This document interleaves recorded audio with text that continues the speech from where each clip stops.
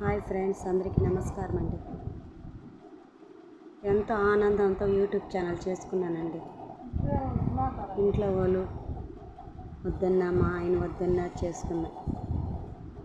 అయినా నా దరిద్రం ఏమిటంటే, చెప్తాడు దేవుడికి పేదోడిని చూసి నవ్వులాట అన్నట్టుగా 700 సబ్స్క్రైబ్స్ చేసుకున్నానండి.